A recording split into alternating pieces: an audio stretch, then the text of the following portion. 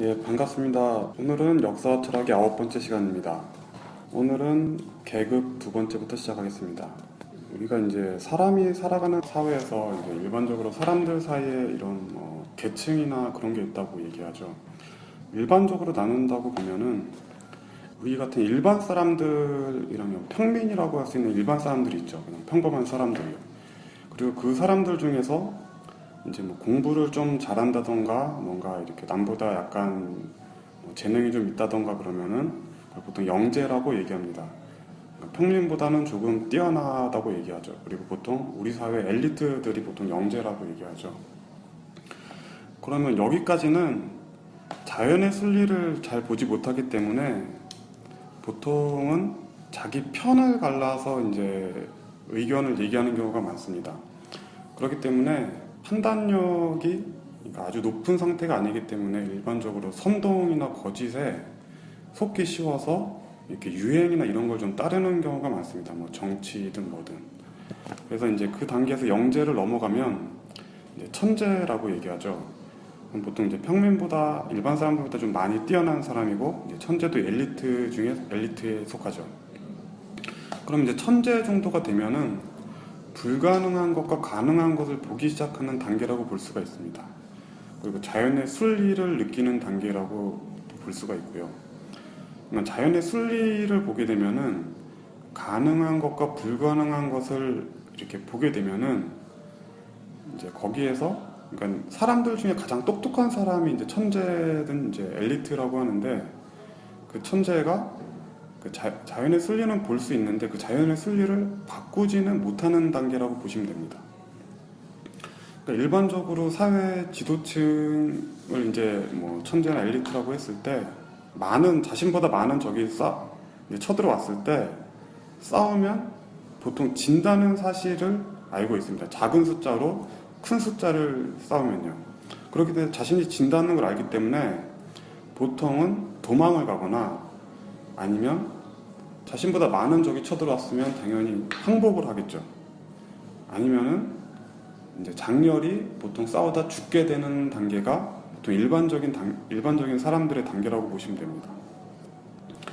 천재라고 해도 흐름을 볼 수는 있어도 흐름을 바꿀 능력은 부족하기 때문에 큰 흐름이나 큰 세력에게 이제 굴복하는 경우가 많습니다. 그러니까 우리 사회 한국은 기본적으로 작은 나라이기 때문에 우리를 둘러싸고 있는 나라가 큰 나라죠. 그게 뭐 일본이든 중국이든 미국이든 소련이든. 그렇기 때문에 우리나라에서는 필연적으로 엘리트들이 친일파, 친미파, 친중파 아니면 친러파처럼 큰 세력에게 이렇게 빌붙는다던가 이렇게 굴복하는 경우가 많습니다.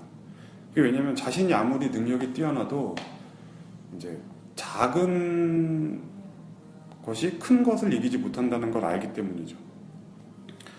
그 다음에 이제 자연의 순리를 알기 때문에 세상 사람들의 다툼을 보면 이제 그러려니 합니다.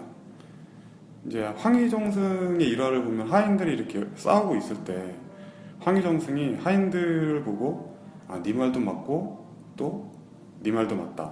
그리고 그것을 또 이상하다고 생각하면 어떻게 A와 B가 둘 다 동시에 맞을 수 있냐고 하는 그 C 하인의 말도 맞다고 하는 것처럼 이렇게 자연의 순리를 알기 때문에 그러니까 사람들의 다툼에 이제 이해를 하는 거죠.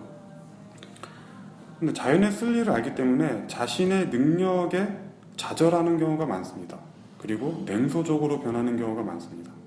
그러니까 자신이 불가능한 일이나 이런 어려운 일에 처했을 때 그것을 바꿀 수 있는 능력이 있으면은 노력을 한다던가 뭐 계획을 세워서 일을 할 수가 있는데 자신이 사람들 중에서는 가장 똑똑한데도 불구하고 자신의 능력으로는 이제 뭐 작은 숫자가 큰 숫자를 이기지 못한다는 그런 자연의 순리를 알게 되면 그러니까는 자신의 능력이 내가 아무리 뛰어나도 내 능력이 그렇게 대단한 게 아니라는 걸 아는 순간 이제 약간 좀 냉소적으로 약간 변하게 되는 거죠. 그러면서 그러니까 자신보다 힘이 세거나 큰 세력한테 이렇게 항복하거나 이제 이렇게 굴복하게 되는 겁니다. 그리고 자연의 순리를 볼 줄 알기 때문에 자신의 능력으로 그 순리를 바꾸지 못해도 그 순리를 통해서 이제 사람을 속이는 경우가 많습니다. 그러니까 엘리트 범죄가 많이 일어나는 이유가 뭐냐면은 자신이 분명히 일반 사람보다는 똑똑한 걸 알지만 자신의 능력으로는 정상적인 방법으로 큰 돈을 벌 수 없다는 걸 알고 있거든요. 그렇기 때문에 냉소적으로 변하면서 뭐 금융이라든가 뭐 주식시장에 보면은 엘리트들이 많이 사기를 쳐서 돈을 버는 경우가 많죠.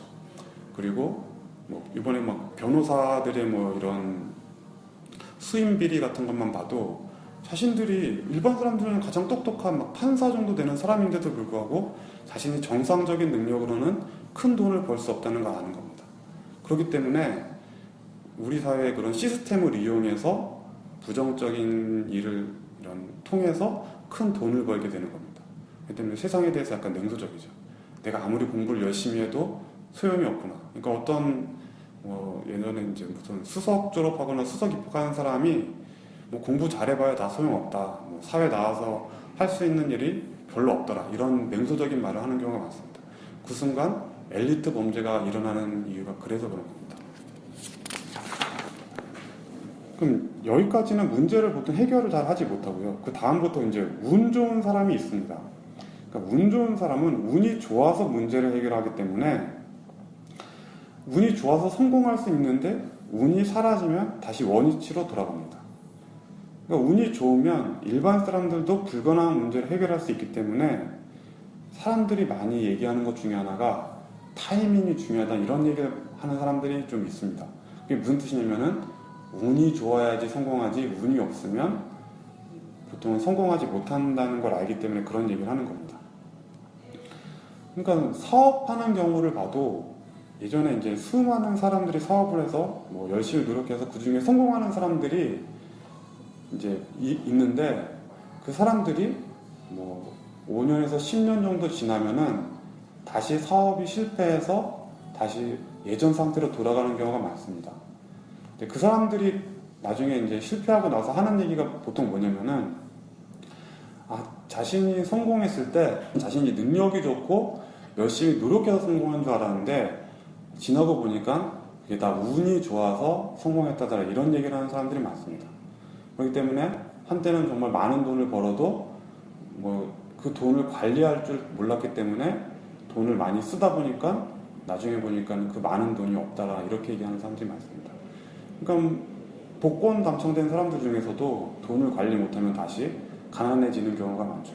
우리는 보통 돈이 많아지면은 계속 그 돈을 사용해서 큰 부자가 될 수 있다고 생각하지만, 그러니까 우리가 만약 그 돈을 이제 뭐 아예 안 쓰고 그냥 뭐 생활비 정도로 이렇게 쓰면은 그게 가능할지 모르겠는데, 자신이 돈이 많다고 해서 돈을 가지고 무엇인가 사업을 하려고 한다던가 그럴 경우에는 보통 다시 아무리 돈이 있어도 망해서 다시 실패하는 경우가 많습니다.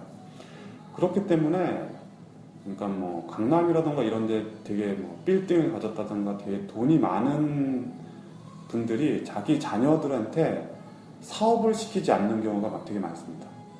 왜 그러냐면은 자기가 인생 경험에 왔을 때 큰 돈을 번거나 사업을 했을 때 대부분 다 실패한 거 오히려 자기들이 벌어왔던 돈을 많이 이렇게 까먹는 경우를 많이 보게 된 거죠.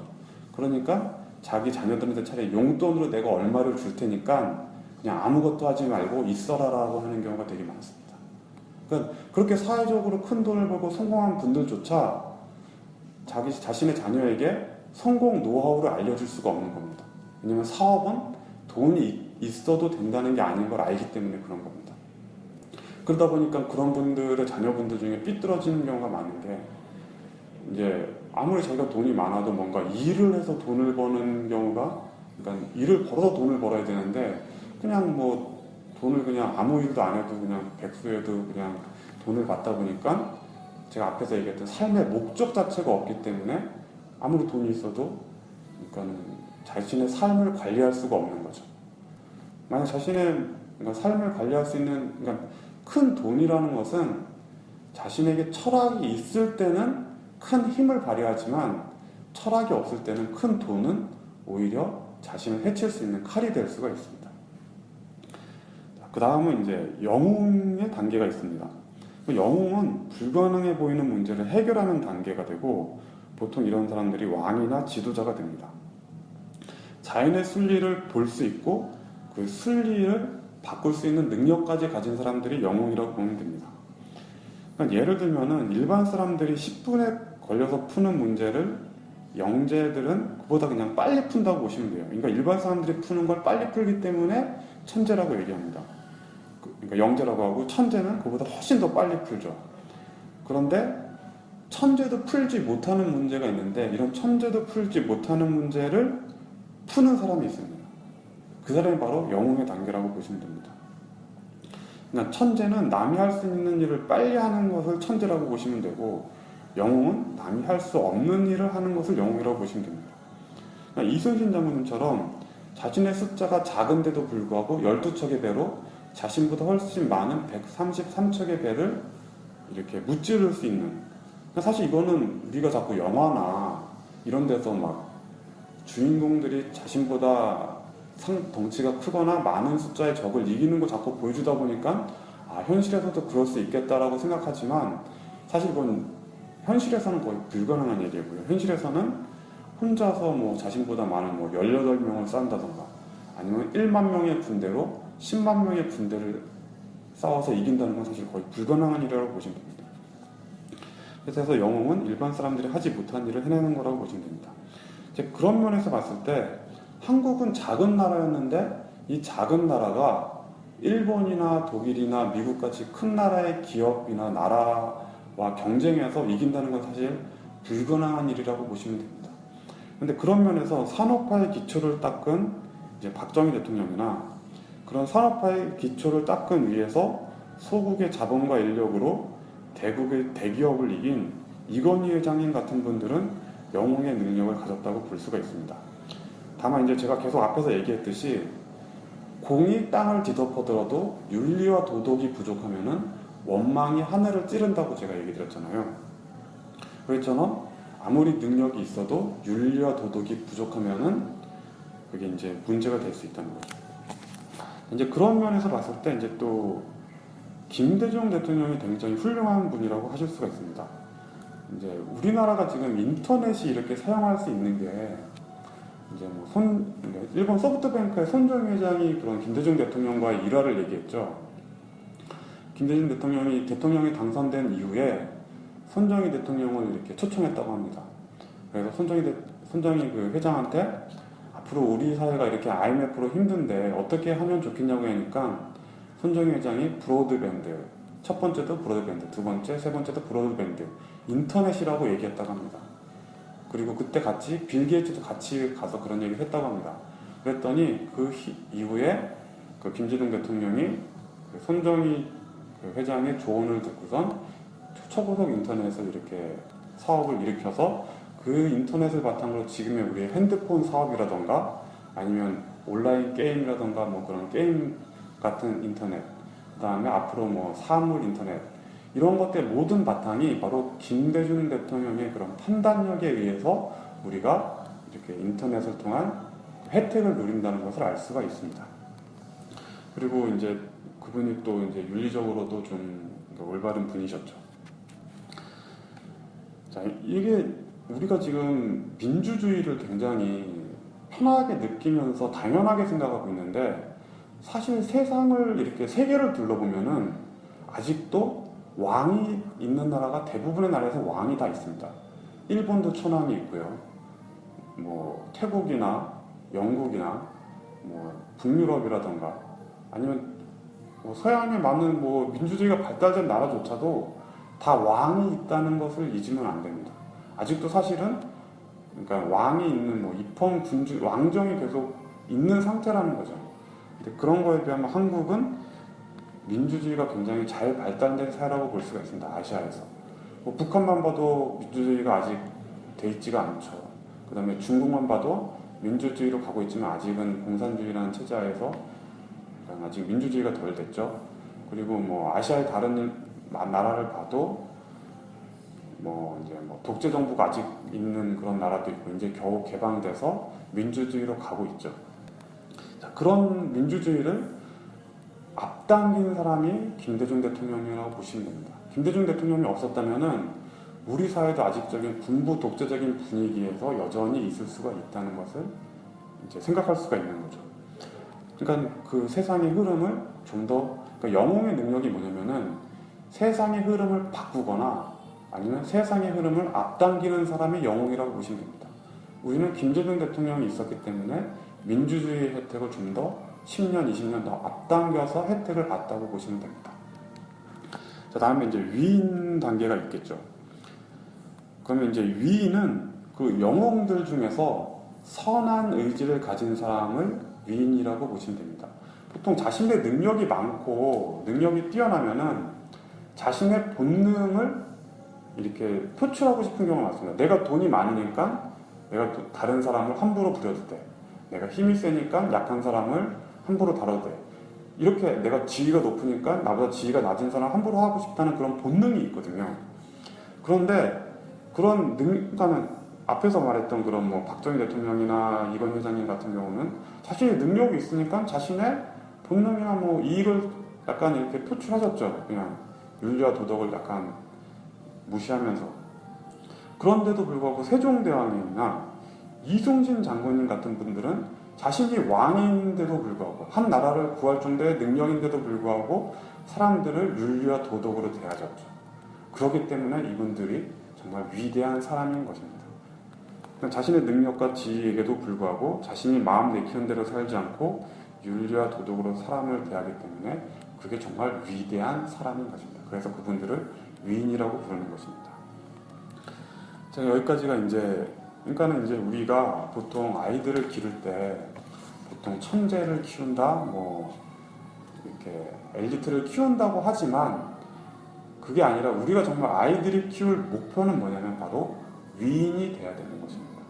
자신이 아무리 뭐 돈과 지위가 있더라도 자신의 이익과 본능을 따르지 않고 윤리와 도덕을 따를 수 있는 아이들을 키워야 되는 거죠. 그렇지 않으면 그 아이들이 엘리트가 됐을 때 뭐 정관 뭐 이번에 막 변호사들의 그런 정관예우를 통한 비리를 저질러 사회를 혼란스럽게 만들거든요. 아니면 의사가 돼서 뭐 과잉 진료를 해서 돈을 번다던가. 그러니까 아니면 이번에 뭐 방산비리라고 해서 자신이 그 군인 엘리트인데 자신의 이익을 위해서 돈을 착복한다던가. 그런 일이 벌어질 수가 있는 거죠. 그렇기 때문에 이제 재능과 그러니까 뭐 능력을 키우는 것만큼 윤리와 도덕도 같이 키워줄 수가 있어야 되겠죠. 그래서 이제 다음에 위인의 다음 단계는 신이라고 할 수가 있겠죠. 이거는 자연의 순리를 거스른다는 것을 신이라고 하겠죠. 그러니까 죽었다가 3일 만에 부활하는 것. 그러니까 예수님이 서양에서 신으로 추앙받는 것은 바로 죽음이라는 자연의 순리를 거슬러 올라갔기 때문에 신이라고 하는 거겠죠. 네. 신이 있고 없고는 예. 논의인가요? 예, 그러니까 신은 어떻게 보면은 그러니까는 계속 얘기가 나오잖아요. 예수님이 요 근래 이제 자꾸 연구를 해보니까 뭐 다빈치 코드도 그렇고, 그러니까는 사람이었다, 죽은 게 아니라 뭐 죽지 않았고 뭐 이제 여러 가지 뭐 설이 있는데 그건 이제 가설인데 이제 그런 관점에서 그러니까 예수님이 신으로 추앙받는다는 이유가 왜 그런지를 아는 거예요. 그냥 단순히 좋은 얘기를 하고 혁명을 일으켰기 때문에 신으로 된 게 아니라 사실 그 시대에는 그런 사람들이 되게 많았거든요. 그런데 예수님만은 특별하게 신으로 추앙받는 이유는 죽었다가 부활했기 때문에 신으로 추앙받는다는 거죠.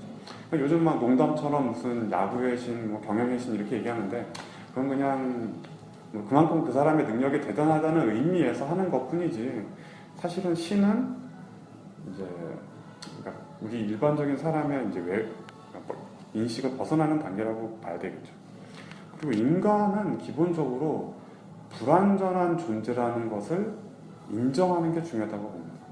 그러니까는 우리는 이제 완벽한 사람에 대한 이상형이 있기 때문에 우리가 공부를 하던가 뭔가 책을 읽는다는 해서 완벽한 사람이 되려고 하지만 사실 인간은 아무리 많이 배워도 완벽할 수 없고 신 앞에서는 작은 존재라는 걸 인정하면서부터 그 다음 단계로 발전할 수가 있습니다. 자신이 부족한 걸 알아야 겸손할 수가 있고요. 그 다음에 부족한 걸 알아야 한 권의 책을 더 읽으면서 배움을 지속할 수가 있기 때문에 사실 완벽한 사람은 없다라는 전제가 오히려 더 맞다고 생각합니다. 물론 항상 제가 앞에서 얘기했듯이 돌연변이적인 존재는 있을 수밖에 없어요. 그것은 완벽한 사람도 있을 수밖에 없다는 얘기예요. 또 사이코패스도 있을 수밖에 없고요. 하지만 그거는 정말 예외적인 존재이기 때문에 일반 사람은 항상, 우리 같은 일반 사람들은 항상 자신이 불완전한 존재라는 것을 이해하고 인정하는 게 중요한 것 같습니다. 다음은 영웅과 엘리트에 대한 이야기입니다. 영웅이 앞장을 서고 엘리트가 받쳐줍니다. 영웅은 시스템의 방향을 잡는 데 재능이 있습니다. 그리고 시스템의 혁신에 재능이 있습니다. 엘리트는 그런 영웅이 만든 시스템과 영웅이 방향을 잡은 시스템을 만들고 유지, 보수하는 데 재능이 있습니다. 그러니까 삼국지를 보면은 이제 유비 같은 사람이 영웅이 되는 거고요. 제갈량 같은 사람이 천재가 되는 겁니다. 그리고 스티브 잡스 같은 사람이 영웅이 되는 거고요. 그 스티브 잡스가 계획한 아이폰을 디자인한 이제 디자이너인 조나단 아이브라는 사람이 이제 천재가 되는 거죠. 그리고 세종대왕이라는 사람이, 세종대왕이 영웅이라고 보면은 세종대왕을 통해서 이제 여러 가지 과학기구를 만든 장영실을 천재라고 볼 수가 있습니다. 그러니까 이거를 다른 말로 얘기하면은 방향과 속도라고 보시면 돼요. 그러니까 영웅은 방향을 잡는 능력이 있다고 보시면 되고요. 천재는 그 잡힌 방향을 최대한 빠른 속도로 도달할 수 있게 하는 힘이 있는 게 천재라고 보시면 됩니다. 자, 다음은 영웅과 엘리트 두 번째입니다. 자, 영웅은 나아갈 방향을 정하는 재능이 있고요. 천재는 정해진 방향을 향해 빨리 달리는 재능이 있습니다. 영웅과 천재가 함께할 때 당연히 방향과 속도가 합쳐지면 시너지가 발생하고 목표 지점을 향해서 가장 최단 시간에 도착할 수가 있겠죠. 삼성에서 뭐라 그랬냐면은 임직원이 뭐라 그랬냐면 우리는 이건희 회장이 결단을 내리면 목표를 향해 열심히 달렸다고 했습니다. 그러니까 삼성이 저렇게 잘 된 이유가 뭐냐면은 이건희 회장이라는 영웅이 방향을 잘 잡았을 때 그 방향을 향해서 삼성의 엘리트들이 최대한 빨리 달려갔기 때문에 삼성이 목표 지점에 큰 성과를 이뤘다고 보시면 됩니다. 이거는 자연의 이치를 계속 제가 얘기 드리지만 양이 만나면 태극이 된다고 했잖아요. 그리고 그 태극이 큰 힘이라고 얘기했잖아요. 마찬가지로 속도와 방향, 그냥 방향을 잘 잡고 속도가 빨라질 때 바로 그게 태극이 돼서 목표 지점까지 빨리 도달하는 겁니다. 그 천재와 영웅이 합해질 때 마찬가지로 큰 성과가 일어난다고 보는 거죠. 그러니까 영웅을 만나지 못한 천재는 갈 길을 잃고 자신의 이익과 안정을 위해 사회의 안정과 질서를 해칠 수가 있습니다. 그러니까 예를 들면 이제 이번에 막 변호사 선임으로 인해서 막 수임 비리에서 정관내요라던가, 그다음에 안철수 분이 TV에 나와서 이런 얘기를 했죠. 무릎팍 도사에 나와서 와튼 스쿨의 MBA 법대 교수가 얘기하기를 자신이 거기 다녔을 때 머리가 너무 좋아서 A+를 줄 수밖에 없었던 학생들이 10년 뒤에 보니까 대부분 감옥에 가 있었다고 이렇게 했습니다. 그러니까 너무 천재예요. 일반 사람보다 훨씬 뛰어나요. 그런데 자신의 능력으로는 정상적인 방법으로는 큰 돈을 벌 수 없다는 걸 아는 거예요. 그 순간 사람이 약간 삐뚤어지는 겁니다. 그래서 나는 어차피 다른 사람들보다 능력이 뛰어나니까 이 능력을 사용해서 거짓말을 하고 사기를 쳐서 큰 돈을 벌어야겠다고 해서 금융사기에 많이 연루돼서 결국은 다 이렇게 감옥에 가게 된 겁니다. 그렇기 때문에 올바른 방향을 잡지 못하는 엘리트라는 뜻은 어떻게 보면은 우리 사회의 그 친일파라던가 뭐 사기꾼이라던가 그런 사람들이 나라를 팔아먹는 재능이 될 수 있기 때문에 아이들에게 공부를 잘하더라도 윤리와 도덕이 중요하고, 그 다음에 단순히 지식만 쌓는 게 아니라 역사와 철학을 통해서 영웅을 만들어야 하는 이유입니다. 이것이 아이들의 천재가 아닌 겸손함을 가르치고 하루하루 성실히 사는 것을 가르치고 역사와 철학을 통해서 선한 의지를 가진 영웅으로 키워야 되는 이유라고 보시면 됩니다. 자, 그런데 이렇게 보면은 영웅만 있어도 안 되고 천재만 있어도 안 됩니다. 삼국지를 보면은 제갈량이 이제 뛰어난 능력을 가져서 이제 또 거기서 뭐 영웅이라고 할 수가 있었거든요. 그런데 아무리 제갈량의 능력이 뛰어나도 자신보다 큰 나라인 위나라를 아무리 공격해도 이기지를 못했어요. 왜 그러냐면 제갈량의 방향은 잘 잡았는데 자신이 세운 그 방향과 계획을 실천해 줄 수 있는 좋은 능력 있는 장수들이 없었던 거예요. 그러니까 천재 장수가 없었던 거예요. 그러니까 아무리 방향을 잘 잡더라도 그 방향을 목표 지점까지 빠르게 돌아갈 수 있는 장수들이 없었기 때문에 삼국지에서 제갈량이 계속 곧 그냥 시도만 하다가 목표 지점에 도달하지 못했다는 것을 알 수가 있습니다. 삼국지를 보면 제가 계속 이런 이치들이 다 보인다는 거죠. 그리고 한때는 브레인스토밍이 되게 유행했잖아요. 여러 사람들이 모여서 자신들의 생각을 교환해가지고 이제 뭐 집단지성이라고 해서 이제 문제를 해결한다고 했었는데 요즘에는 그런 브레인스토밍 얘기가 안 납니다. 그 브레인스토밍을 해봤는데 그 지식과 생각의 수준이 높지 않은 사람들이 아무리 얘기해도 그 결과가 계속 헛돈다는 거죠. 그러니까 고만고만한 결과가 자꾸 나온다는 겁니다. 그러니까 집단지성이 효과를 발휘하려면 어떻게 되냐면은 한 사람의 뛰어난 재능을 영웅이 있는 상태에서 그 사람이 일반 사람들의 의견을 취합했을 때 브레인스토밍이 효과를 발휘할 수가 있습니다. 그러니까 이것도 삼국지에서 보면 이걸 알 수 있는 게 뭐냐면은 삼국지에서 특히 조조가 제가 계속 앞에서 얘기했던 조조가 자신은 배움을 멈추지 않는 사람이라고 얘기 들었잖아요. 그리고 손자병법의 주석을 쓸 정도의 그런 병법가고요. 그러니까 삼국지를 보면 조조가 자신들의 천재 모사들과 회의하는 장면이 나옵니다. 그게 바로 브레인스토밍이죠. 그런데 그 여러 사람의 모사가 얘기했을 때 그러니까 조조가 그 중에 한 사람의 그러니까 의견을 네 의견이 좋다고 채택을 합니다. 그러니까는 다른 사람의 여러 사람의 능력은 이렇게 의견이 왔을 때 그 의견 중에서 무엇이 올바른지 판단할 수 있는 철학을 가진 사람이 있을 때 브레인스토밍이 효과를 발휘한다고 보시면 돼요. 그러니까는 우리가 대기업들이라던가 뭐 소니라던가 노키아라던가 대기업인데 망했잖아요. 그러면은 그 사람들이 위기의 순간에 그 CEO한테 의견을 전달해주는 사람들이 있어요. 그러니까 천재 임원들이죠. 그 임원들이 CEO한테 의견을 얘기해요. 그럼 그 중에는 맞는 의견도 있고 틀린 의견도 있어요. 그런데 판단력이 부족하면은 그 CEO가 잘못된 의견을 채택하게 되는 겁니다. 그 순간 회사가 어려워진다고 보시면 돼요. 그러니까는 삼국지에 보면은 원소도 자신의 밑에서 올바른 소리라고 뛰어난 충신들이 있어서 올바른 얘기를 했는데 그 의견을 채택하지 못하고 잘못된 의견을 채택했을 때 망한 것을 볼 수가 있죠. 그러니까는 리더가 그러니까 무엇이 올바른지 판단할 수 있는 능력 있는 그 철학이 있을 때 그 집단지성이 효과를 발휘한다는 것을 알 수가 있습니다. 그러니까 원소는 좋은 집안에서 태어나서 좋은 인재와 조조보다 더 많은 병력을 가졌지만 난세의 우유부단한 판단력으로 인해서 망했습니다. 그리고 노키아하고 소니도 세계 최고의 인재, 엘리트 기술자와 관리자가 더 많은 자본과 인력과 시스템을 가졌지만 삼성이나 애플에게 망했죠.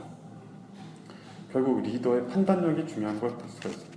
그리고 또 마찬가지로 아무리 리더의 판단력이 있어도 그거를 실천할 수 있는 또 천재가 있어야 되는 겁니다. 그러니까 음과 양이 제가 조화가 되고 음도 크고 양도 클 때 그 두 개가 일어나서 큰 태극이 될 때 답이 된다는 걸 볼 수가 있습니다. 그러니까 영웅만 있어도 안 되고 천재만 있어도 안 된다는 거죠. 그러니까 제가 흑백 논리에 빠지지 말아야 되는 게 A가 답이다, B가 답이다라고 얘기하면 안 된다는 거죠.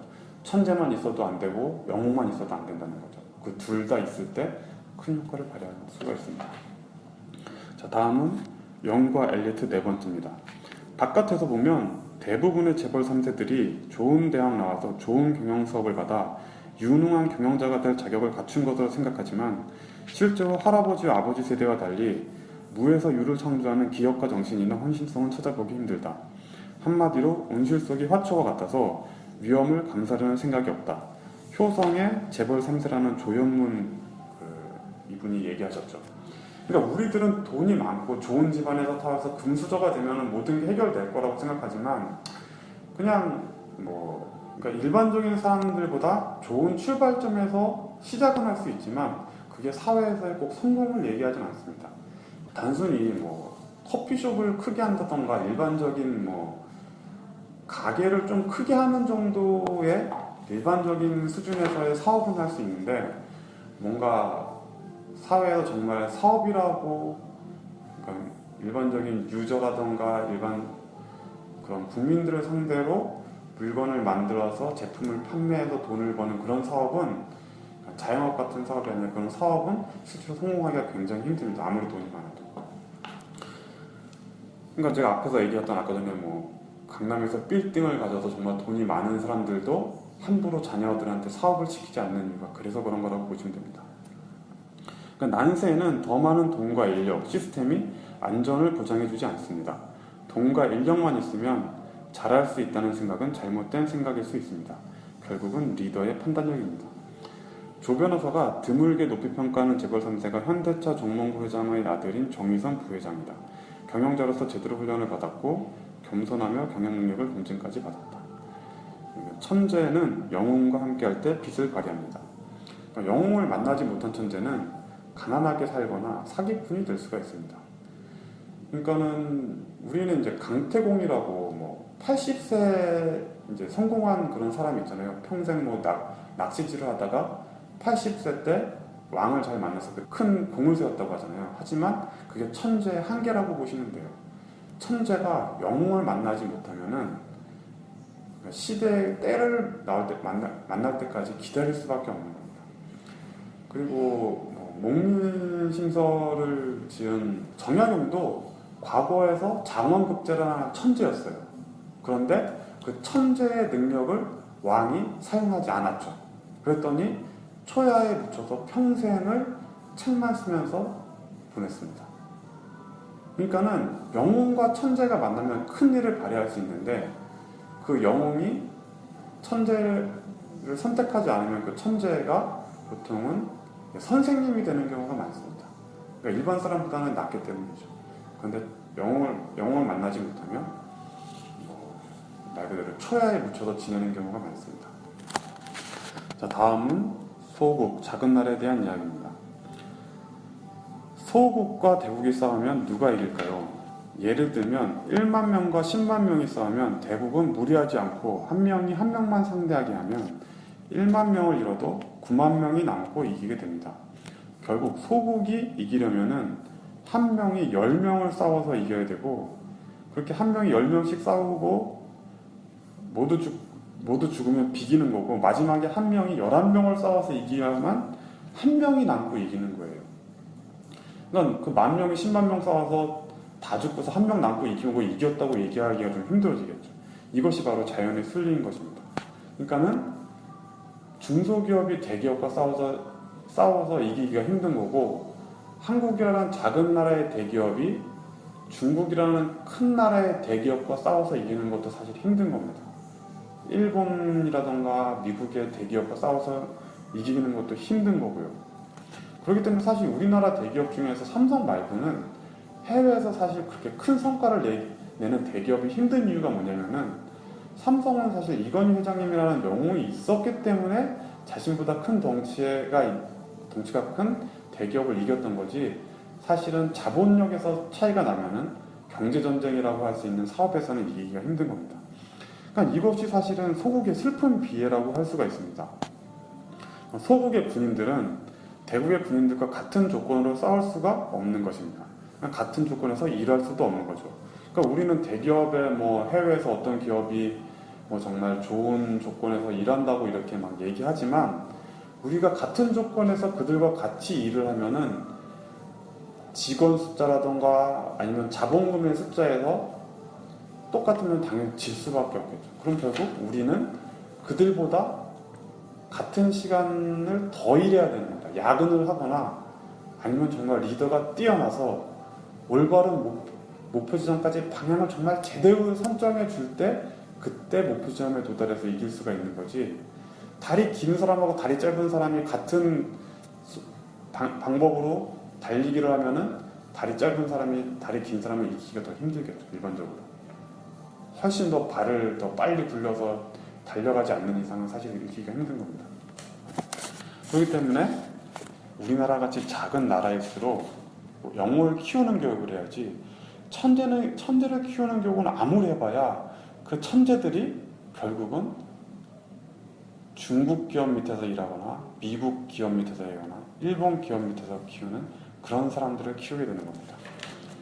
그러니까 오직 영웅만이 난세를 헤쳐갈 수 있기 때문에 거기서 나온 말이 난세 영웅인 것입니다. 그러니까 난세 천재, 난세 영재, 난세 평민이라는 말이 없잖아요. 그러니까 영웅 밑에서는 대국의 군인처럼 싸워도 이길 확률이 있지만, 리더가 일반적인 천재라던가 영재라는 그런 엘리트면은 사실 승패는 사실 싸우기도 전에 정해졌다고 보시면 돼요. 그러니까 지금 FTA 같은 경제 개방과 우리에게는 막 기회라고 얘기하지만, 그것은 우리 기업이, 그러니까 영웅이라는 뛰어난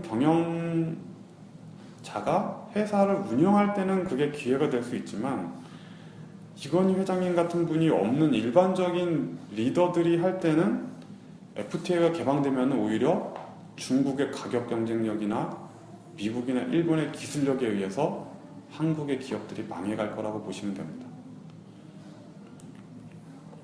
그렇기 때문에 경제적으로 어려워진다는 얘기는, 만약 조선소라든가 그럼 막 몇만 명씩 감원하잖아요. 결국 우리가 어려워져서 경제적으로 힘들면 결국 그게 경제전쟁에서 지금 그게 우리 생존과도 연결이 되는 거죠. 그 다음에 한국의 인재들이 철학을 통해서 소국이 대국을 이길 수 있는 영웅으로 키울 수 있어야 되는 것입니다. 자, 다음은 경쟁력에 대한 이야기입니다. 영웅이 없는 소국의 경쟁력은 긴 노동시간과 적은 임금이 될 것입니다. 엘리트 리더가 할 수 있는 일은 회사를 팔거나 긴 노동시간과 적은 임금으로 구성원을 내몰거나 회사와 함께 운명을 같이 하게 될 것입니다. 구성원은 자신이 스스로 열심히 일하거나 남이 시켜서 열심히 일하게 될 것입니다. 이것이 소국일수록 영웅을 키워야 함입니다.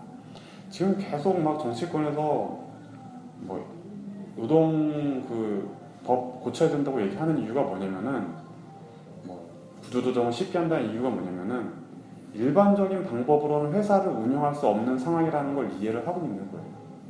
그러니까는 결국 적은 임금으로 너희들 임금을 낮춰서 여러 사람을 일을 하게 하거나, 아니면은 일하는 사람을 줄여서 어쨌든 회사라도 살려야 되겠다는 이런 방향으로 가야 된다는 걸 엘리트 리더들이 지금 이해를 하고 있는 겁니다.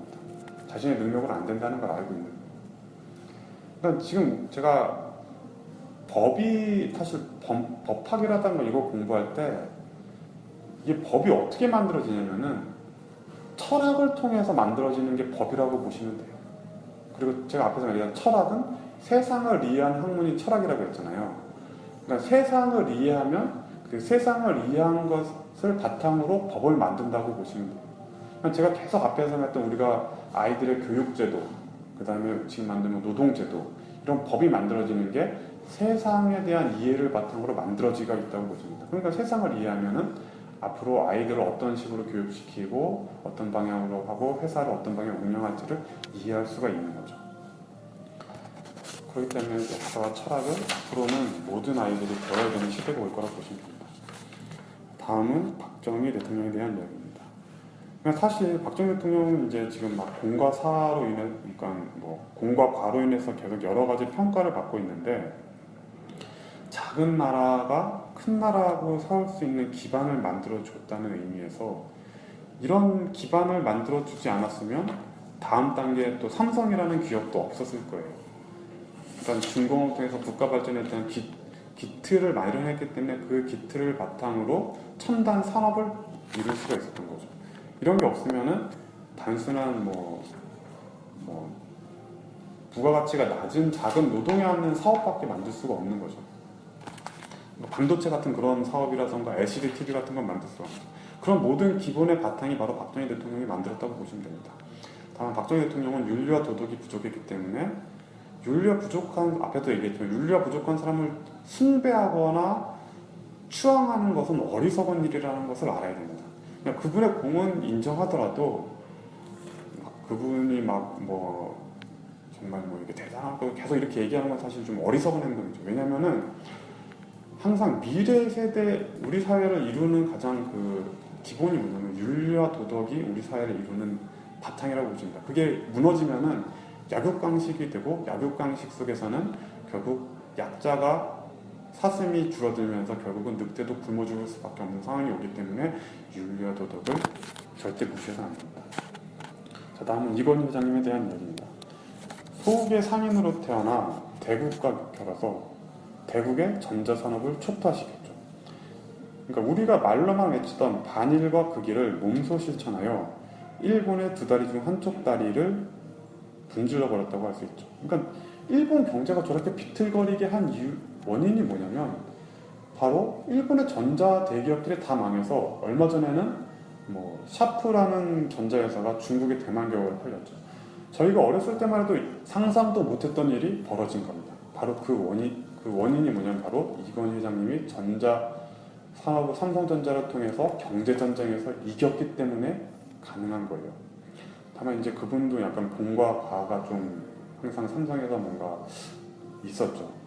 그냥 결국 그것 때문에 공이 정말 큰데도 불구하고 오히려 약간 평가를 제대로 못 받게 되지 않았나.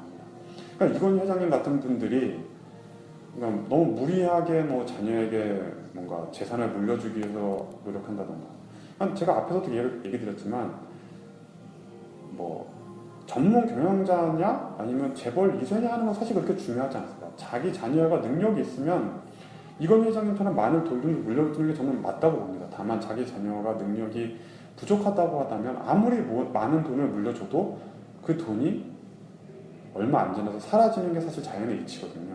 그런 면에서 봤을 때 오히려 너무 무리하게 자녀에게 많은 돈을 물려주기 위해서 상속세라든가 이런 거에 대해서 너무 그렇게 한다는 것은 사실은 보면 좀 어리석은 행동이라고 할 수가 있죠. 사람은 이렇게 조금 다 불완전할 수밖에 없다는 걸 이해하는 게 불완전하다는 걸 이해하면은 이런 것도 이해가 될 수 있죠. 어떻게 보면 정말 이건희 회장님처럼 제가 말하는 역사 철학의 단계에 있는 그런 분인데도 불구하고 저도 가끔 그런 행동이 이해가 되지 않을 때가 있습니다. 그러니까 사실 예전에 생각해 보면 예전에 막 반일 극일 아무리 외쳐도 다 일부 일제 제품 사용했잖아요. 뭐 밥솥이라던가 아니면 뭐 워크맨이라던가. 그러니까 아무리 말로 외쳐도 국민들은 이렇게 와닿지가 않는데 사실 실제로 반일하고 극일할 수 있어서 우리가 일본한테 큰 소리를 칠 수 있었던 원인은 바로 이건희 회장님이 삼성전자를 통해서 경제전쟁에서 승리했기 때문이라는 것을 잊어서는 안 됩니다. 자, 다음은 김대중 대통령의 이야기입니다. 앞에서 얘기했듯이 아시아에서 가장 발달된 민주주의를 이제 좀 앞당기셨다고 보시면 되고, 그리고 인터넷을 통해서 미래 사회에서 가장 기본이 뼈대가 될 수 있는 하나의 산업을 일으켰다고 보시면 됩니다. 정말 대단한 능력을 가지고 뭐 윤리와 도덕적인 면에서도 이제 뭐 불완전한 면이 뭐 마찬가지로 좀 있으시긴 하셨죠. 뭐 혼외 자녀 뭐 그런 문제도 있었고 그런데 그래도 정도 그리고 자신이 잘못할 수는 있는데 그 잘못을 하면 그것에 대해서 사과를 진심으로 하면은 좀 되지 않을까 합니다. 그러니까는 자꾸 그것을 인정하지 않고 사과를 안 하면 사실 아무도 수긍하기가 힘들어지죠. 그렇기 때문에 잘못을 했다고 생각하면 인간의 불완전성을 이해하고 사과를 하면은 문제가 오히려 더 잘 해결될 수 있을 거라고 보시면 됩니다. 자, 다음은 흑백 논리에 대한 이야기입니다. 철학이 없으면 현실을 모르고 정의를 외치는 착한 바보가 되거나 정의를 외면한 현실을 외치는 나쁜 바보가 될 확률이 높아집니다. 착한 바보는 뒤늦게 현실을 깨닫고 나쁜 바보가 될 확률이 높아집니다. 나쁜 바보는 뒤늦게 정의의 소중함을 깨닫고 후회할 확률이 높아집니다. 정의를 강조하더라도 왜 현실을 바탕으로 해야 되는지, 현실을 강조하더라도 왜 정의를 놓치면 안 되는지, 이것이 우리가 철학을 배워야 하는 이유라고 보시면 됩니다. 사람들이 계속 막 정의를 외치긴 하는데 사실 정의라는 거는 삶이를 굶으면 사라지는 게 정의라고 보시면 돼요. 그러니까 우리가 말하는 그런 윤리와 도덕은 사실 중산층을 기준으로 했을 때 말하는 윤리와 도덕이기 때문에 사실 저소득층이나 힘들거나 배고픔이 있는 사람한테는 윤리와 도덕을 아무리 얘기해도 그게 잘 와닿지가 않습니다. 그렇기 때문에 정의를 외칠 때는 그런 어려운 사람들의 형편도 이해하면서 정의를 외쳐야 되고요. 그래서 이제 사람들이 어려운 일을 겪거나 사회에서 부당한 일을 겪으면 그런 얘기를 많이 하죠. 현실은 정의가 이루어지는 게 아니야. 뭐 힘이 있는 사람이 이기는 거야. 아니면 윤리와 도덕을 무시해야만 돈을 벌 수 있어. 이런 식으로 얘기하는 사람들이 있죠. 근데 대부분의 경우는 그런 일을 저지르면은 결국은 벌을 받게 돼 있습니다. 그러니까 뭐 이번에 뭐 가습기 옥시 사태만 봐도 나쁜 돈을 벌기 위해서 나쁜 짓을 하고 무시했지만 결국은 나중에 더 큰 역풍을 맞을 수도 있고, 그 예전 이제 뭐 돈 많은 분들 중에 나쁜 짓 하다가 뒤늦게 막 흉기에 찔려서 뭐 그렇게 당하는 사람도 있고, 그러니까 물론 이제 뭐 잘 먹고 잘 사는 사람도 있지만 대부분의 경우는 그 자연의 순리가 결국 자연의 순리를 어기면 결국 그거의 반작용에 의해서 당하는 경우가 보통 자연의 순리라고 보시면 됩니다. 이게 문제는 자연의 순리는 뭔가 굉장히 강력한 힘이 아니라 뭔가 굉장히 미약하지만 계속 작동하는 힘이기 때문에 단기간에는 아니어도 결국 장기적으로는 그 힘을 받을 수밖에 없다고 보시면 됩니다. 그렇기 때문에 자연의 순리나 이치를 알면은 당장의 이익이나 본능을 통해서 자신의 이익을 챙기는 그런 어리석은 행동을 안 하게 될 수밖에 없습니다. 근데 우리는 대부분 지식은만을 배웠기 때문에 자신이 뭔가 지위가 높거나 돈이 많으면 그런 어리석은 행동을 하는 유혹에 빠지게 되고, 그러다 보면 실수를 저지르게 되는 거죠. 그렇기 때문에 아이들에게 역사와 철학을 가르쳐야 된다고 보시면 됩니다. 오늘 수업은 여기까지 하겠습니다. 질문 있으시면. 네, 영웅은 네. 타고나나요? 키울 수 있나요? 일단 제가 봐도 모든 건 다 마찬가지일 것 같습니다. 그러니까 영웅도 결국은 타고나야 된다고 좀 봐요. 그러니까 모든 건 다 맞아요. 그러니까 어떤 일을 할 때는 두 가지가 있어야지 성공한다고 얘기하거든요. 이게 재능과 노력, 예, 성품, 그리고 노력. 그러니까 가끔 우리가 재능 있는 사람 중에 성공한 사람 보면은 노력을 굉장히 많이 한 사람인 걸 눈으로 보이는 걸 봐요. 그러다 보니까 노력을 하면 되겠구나 하고 생각하지만 실제로 사회에서 성공하려면 노력만으로 안 된다는 걸 알게 돼요. 예, 그렇죠. 뭐 공부도 마찬가지잖아요. 다 똑같이 공부 열심히 했는데 결과가 잘 안 나오는 경우도 있잖아요. 그거는 결국 뭔가 외우는 능력이 있을 때 그 외우는 능력을 바탕으로 노력을 했을 때 성적이 좋은 거잖아요. 그러니까 모든 건 다 그러니까 재능과 노력, 그리고 또 이제 뭐 성품, 그런 것이 있을 때 큰 성과가 있다고 보시면 될 것 같습니다. 그건 뭐 살면서 많이 다 느끼는 거잖아요. 그런데 왜 역사와 철학을 아이들한테 가르쳐야 되냐면은 이런 단계가 있다는 걸 가르치면은 그 중에 재능 있는 아이는 이 노력을 통해서 재능이 더해졌을 때 그 중에 한 명이 영웅이 될 거라는 거죠. 그리고 그 아이가 바로 우리를 행복하게 해줄 거라고 보시면 됩니다. 그러면 제가 앞에서 얘기드렸듯이 배를 운항하는 선장이 잘 운항하면은 우리는 안심하고 그 배에서 목적지까지 도달할 수가 있는 거예요. 그러니까 지금은 어떻게 보면 아이들 간의 경쟁을 통해서 행복을 주려고 하잖아요. 근데 아무리 노력을 해도 사회에 나가보면은 이제 뭐 힘든 경우가 많이 알게 돼요. 아무리 자신이 뭐 라이센스라던가 전문가 자격증이 있어도 잘 안 된다고 하고 비리를 저지르는 이유가 뭐냐면은 그런 능력을 뛰어넘는 무언가가 있다는 것을 알게 되거든요. 그러니까 경기가 좋아야지 자신의 사업도 잘 되는 거지, 뭐 나라가 망해가고 있는데 자신이 거기서 성공한다는 건 사실 좀 말이 안 되는 거거든요. 그러니까 자신이 사업에서 성공하고 싶으면 나라 자체가 잘 되면은 그 나라가 잘 되는 것 자체 속에서 자신의 사업이라던가 장사도 잘 된다고 보시면 돼요. 그걸 통해서 사업이 잘 되면 거기서 일하는 직장인들이 잘 되고, 그 직장인들이 잘 되면 가정이 안정된다는 거죠. 자신이 아무리 능력이 뛰어나도 뭐 이번에 대기업 조선소라던가 아니면은 뭐 일본의 샤프라던가 노키아 같이 망해버리면 자신의 능력이 아무리 뛰어나도 일할 회사 자체가 없어지면 의미가 없어요.